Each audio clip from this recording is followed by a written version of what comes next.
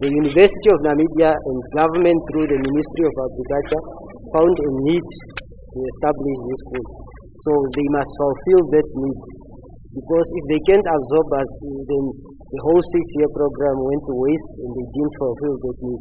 And then the second thing is the profession itself requires us to be doing something and to be paying money in order to maintain your registration.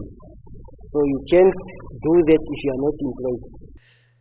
The group leader, Dr. Martin Katumbe, said that they have approached the Prime Minister and the former Finance Minister to assist them, but those avenues were not fruitful. Katumbe added that their only hope is with government, as the private sector did not even consider employing the group. We initiated this process of engaging government last year by first consulting the Prime Minister. We wrote an email to the Prime Minister, and then she referred us to the Minister of Agriculture, the former Honourable Venaani. So we then managed to convene a meeting with him and the Permanent Secretary and also the Chief Veterinary Officer, Dr. Shilongo. And our meeting concluded that they are going to restructure the structure of DVS, so they create more positions so they can absorb us. So that was done then by Dr. Shilongo, the Chief Vet, and it was also approved by Cabinet. But then as now leadership changed and Honourable Venaani left, these individuals started relaxing, or let me not say relaxing, they just ignored this method to the extent that now they don't have answers to our question. So we then tried emailing the current minister, Honourable Carles Vries, but then he doesn't show interest in the above subjects. He didn't reply. The PDM President McHenry Venaani said that he does not understand why government has overlooked this profession, as the country consists of so many farms. The argument that says we don't need veterinarians.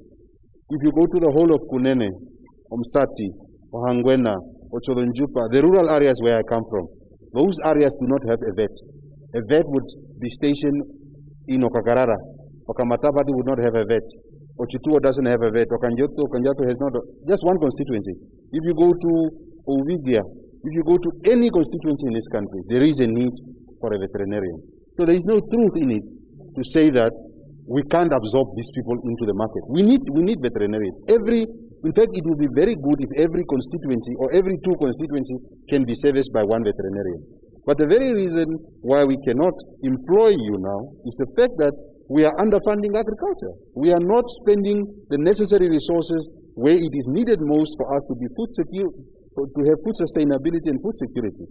PDM Member of Parliament Ina Hengari said that the COVID-19 has exposed the weakness in the country's administration and the lack of coordination in tertiary institutions. It has exposed the weaknesses in the current administration. And what I mean by that is one of the biggest challenges, particularly in the tertiary institutions, is that there is a lack of implementation and a lack of coordination between the programs that we provide, the service provisions and the programs that we provide in the institutions, and the employment, right, in the market, in the job market, in the real world.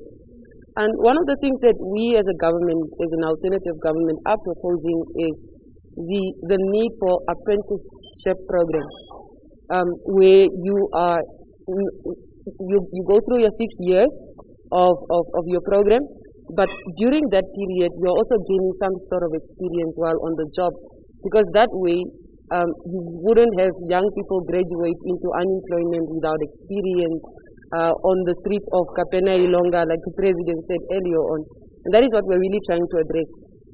So the COVID pandemic has really exposed so many weaknesses in the current administration, and I'm glad that young people are finally standing up. The PDM President promised the graduates that his party will address these issues in the August House.